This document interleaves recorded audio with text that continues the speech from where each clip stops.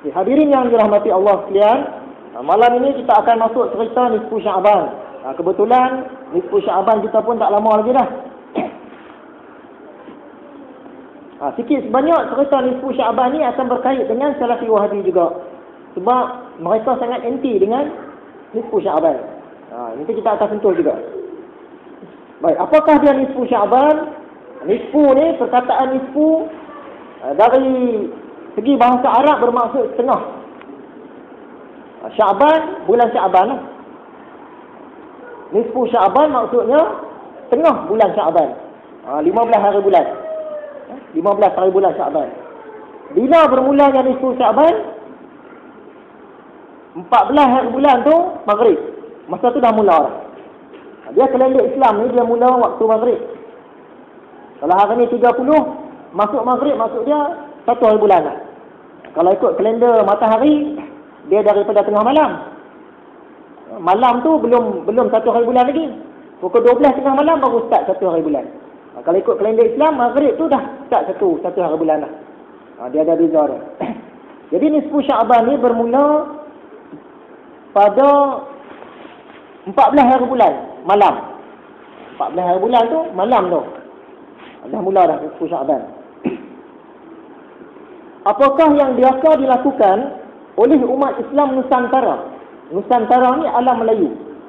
Daripada Thailand sampai ke Indonesia, sampai ke Irian, sampai ke Filipina. Itu kawasan Nusantara. Kawasan alam Melayu.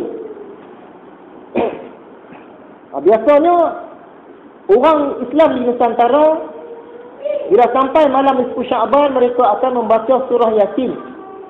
Surah Yasin baca ramai-ramai 3 kali selepas solat Maghrib. Selepas bacaan Yasin yang pertama, antara doa dia supaya dipanjangkan umur dalam ketaatan. Kalau panjang umur pun tapi jadi jahat tak guna juga. Minta panjang umur dalam soleh, dalam taat.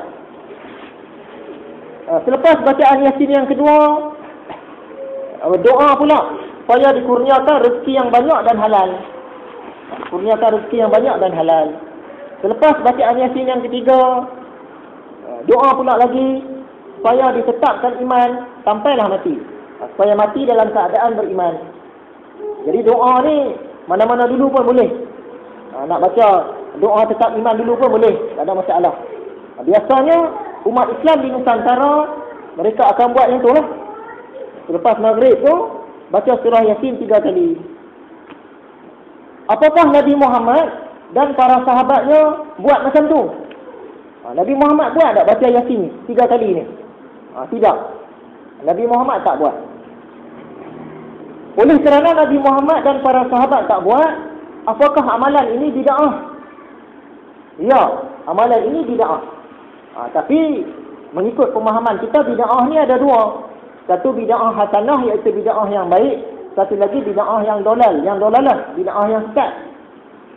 Malam Nisfu Sya'ban ni, bacaan Yasin tu bid'ah hasanah, bid'ah yang baik. Jadi jangan risaulah kalau nak buat. Cuma kalau mengikut kaum Salafi Wahabi, bila sebut bid'ah ni tak ada hasanah dah. Semuanya dolalah. Jadi mereka tak buatlah Nisfu Sya'ban ni. Dan siapa yang sambut pun mereka kata melakukan bid'ah yang berdosa. Bid'ah yang sesat, bid'ah yang berdosa. Samalah cerita dia macam sambut Maulidur Rasul. Nabi Muhammad dan para sahabat dia tak sambut Maulidur Rasul, ulang tahun kelahiran Nabi. Tapi kita sambut atas tujuan-tujuan dakwah, atas tujuan-tujuan kemasyarakatan, untuk merapatkan ukhuwah, silaturahim, kita sambut. Jadi orang tanya Dr. Yusuf Qaradawi, apakah hukum merayakan sambutan Maulidur Rasul?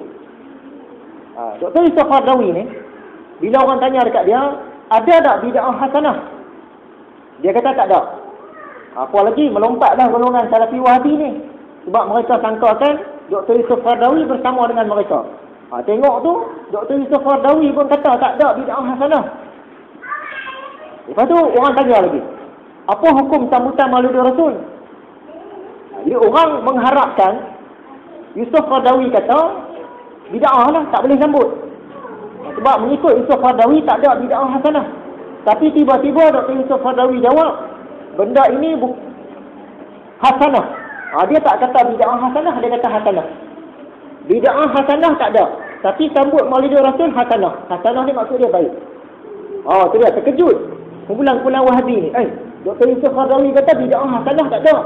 Tapi Maulidur Rasul yang Nabi Muhammad tak pernah sambut, sahabat tak pernah sambut, kita sambut, tiba-tiba dia kata bagus.